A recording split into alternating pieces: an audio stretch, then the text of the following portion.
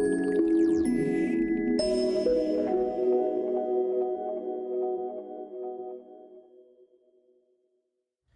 there, hope you're having a wonderful day today. I want to talk about the relationship between GDP growth and equity market, stock market returns.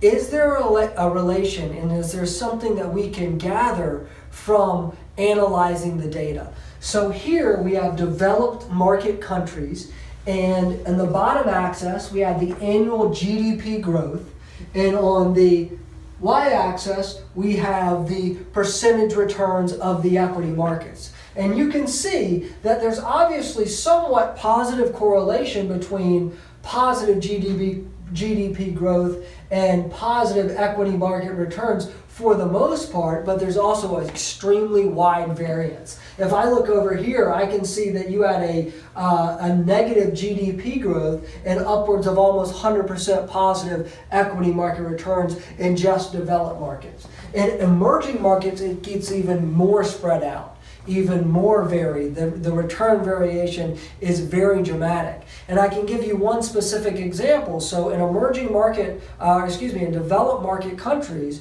with 12%, the high growth countries and countries experiencing high GDP growth had a 12% average compounded return, as to where countries with low GDP growth actually had a higher return at 13%. So what it tells you is there's really nothing to gather from that data. There's not a statistically large enough sample size that you can make an accurate prediction about what will happen in the future. The same goes not just for this, but also with companies that were the best performing companies the last year, or the companies that did the best in the past. It tells you very little about what's going to happen in the future. So the key is, since we don't know which markets are going to do the best next year, or next month, or the next decade, is to be diversified and own all of them, so we make sure that we participate and we act as the house instead of acting as the gambler making a bet. If you have more questions about this, give me a call, 770-984-2312. Have a great week.